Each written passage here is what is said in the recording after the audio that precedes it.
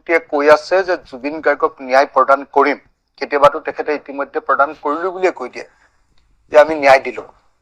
তেখেতেতো প্ৰথমতে এই শ্যামকানু মহন্তক গ্ৰেপ্তাৰ কৰাৰ পাছতে ঘোষণা কৰি দিছিলে যে জুবিন গাৰ্গকতো আমি ন্যায় দিলোৱে। তাৰপাছত তেখেতে আকৌ ক'লে যে নহয় বিজেপিয়েহে ন্যায় দিব পাৰিব। এতিয়া জুবিন গাৰ্গৰ ন্যায়ৰ কথাটো ওলালে আমাৰ হিমন্ত বিশ্ব শৰ্মাই 7টামান জাপ মাৰি দিয়ে। তেওঁ গাটোত যেন খজুৱতি উঠে। জুবিন গাৰ্গৰ কথা ওলালে হিমন্ত বিশ্ব শৰ্মাই এতিয়া টেনচন খায়।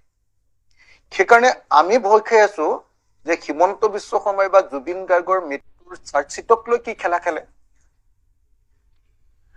কাৰণ অসমততো আৰু আটাইতকৈ বেছি পলিটিকেল খেলা খেলা মানুহজনেই হ'ল হিমন্ত বিশ্ব শৰ্মা। সেইকাৰণে সকলো মানুহবিলাকে কাইলৈ ভয় খাই আছে যে কাইলৈ চাৰ্জশ্বিটত কি খবৰ আহে। যদি কাইলৈ চাৰ্জশ্বিটত হত্যাকাণ্ড বুলি ঘোষণা কৰা হয় আৰু চাৰ্জশ্বিটত যদি দোষীক শাস্তি দিবৰ কাৰণে 103 অৰ্থাৎ মৃত্যুদণ্ডৰ ধাৰা কাইলৈ যদি সংযুক্ত কৰা হয় সেইটো ভাল খবৰ। কিন্তু জুবিনদাৰ ন্যায় প্ৰাপ্তি কেতিয়া হ'ব?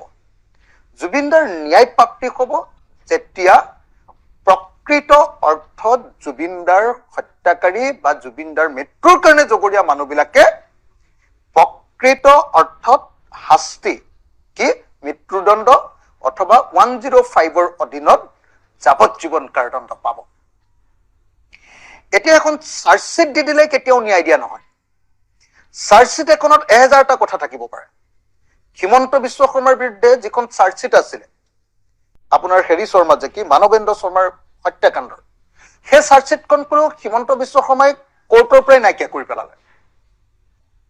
হিমন্ত বিশ্ব শৰ্মাৰ পইচা তোলাৰ যিখন চাৰ্জশ্বিট আছিলে, গুৱাহাটীত যে ইঞ্জিনিয়াৰ দাসৰ পৰা যে মানে আলফা বুলি পইচা তুলিছিলে, তাৰ যিখন চাৰ্জশ্বিট আছিলে সেইখনো চাৰ্জশ্বিট তেওঁ কোৰ্টৰ পৰাই নাইকিয়া কৰি পেলালে।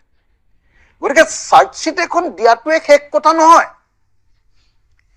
ন্যায় পাবৰ কাৰণে আটাইতকৈ ইম্পৰ্টেণ্ট কথাটো হ'ল যে চাৰ্জশ্বিটৰ লগত চাৰ্জশ্বিটত উল্লেখ কৰা অভিযোগবিলাক প্ৰমাণ কৰিবৰ কাৰণে কিমান ষ্টেটমেণ্ট দিব পাৰিছে, কিমান এভিডেন্স দিব পাৰিছে, এভিডেন্স তথ্য প্ৰমাণ, আৰু কিমান ডকুমেণ্টছ তাত দিব পাৰিছে। এতিয়া এটা হত্যাকাণ্ড বা মৃত্যুৰ প্ৰকৃত এভিডেন্সটো কি? প্ৰকৃত এভিডেন্সটো হ'ল প্লেচ অফ অকাৰেঞ্চ বা য'ত ঘটনা ঘটিছে তাত গৈ তদন্ত কৰি তাৰ পৰা তথ্যসমূহ সংগ্ৰহ কৰা।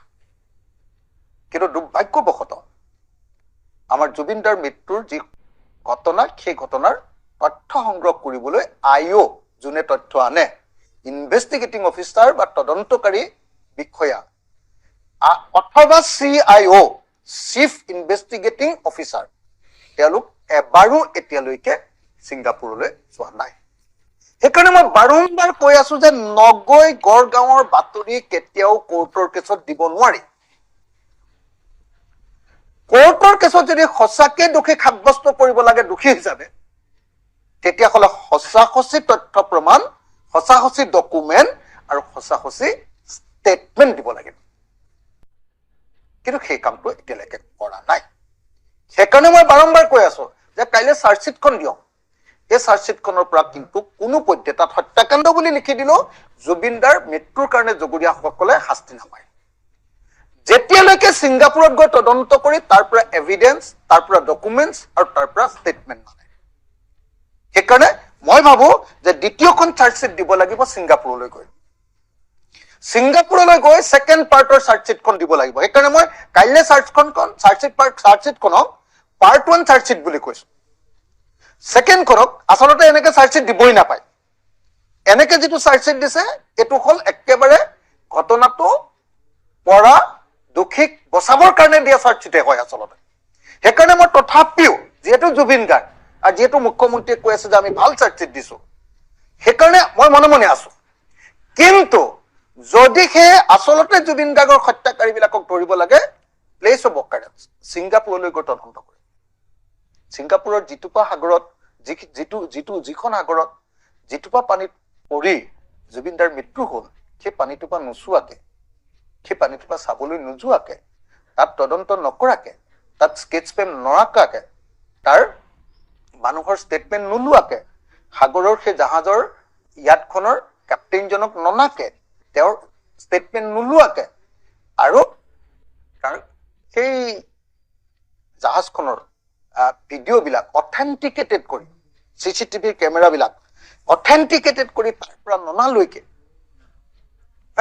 যি টিমে উঠাই লৈ গৈছিলে ৰেস্কিউ টিম তেওঁলোকৰ ষ্টেটমেণ্ট নোলোৱাকে আৰু ডকুমেণ্টছ বিলাক সংগ্ৰহ নকৰাকে যেনেকে ধৰক কি ডকুমেণ্টছ যে সেই জাহাজখনৰ সাঁতুৰিবৰ কাৰণে এটা পাৰ্মিশ্যন ল'ব লাগে, এখন ফৰ্ম ফিল আপ কৰিব লাগে।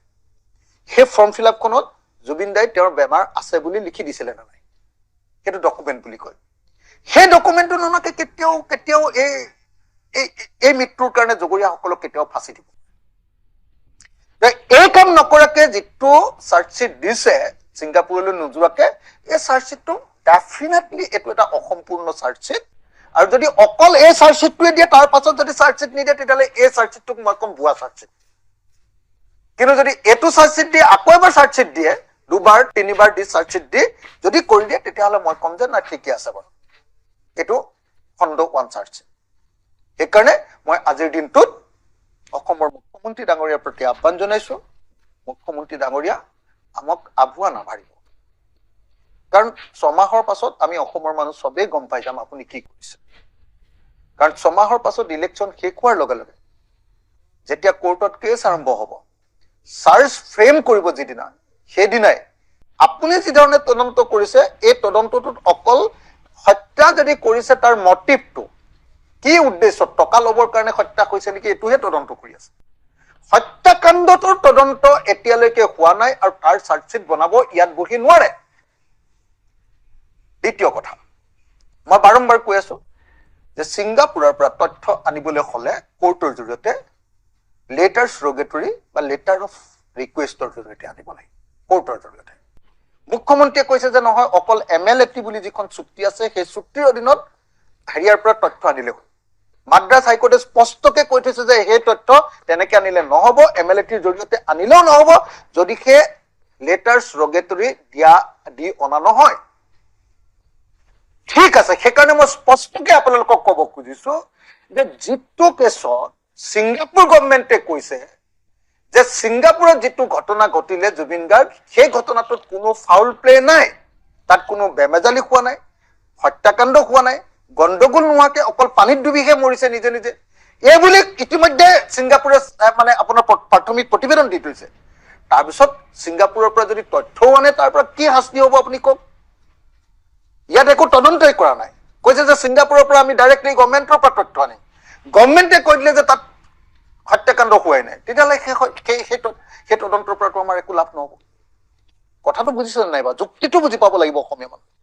সেইকাৰণে মই ভাবো যে অসমৰ মুখ্যমন্ত্ৰীয়ে অকল গা বচাবৰ কাৰণে 2026 চনৰ নিৰ্বাচনৰ কাৰণে খৰধৰ কৰি এনেই ছিংগাপুৰলৈ নোযোৱাকে এনেই এখন চাৰ্জশ্বিট দিছে, কিন্তু এই চাৰ্জশ্বিটৰ পৰা কোনো পধ্যে হেৰি নহব।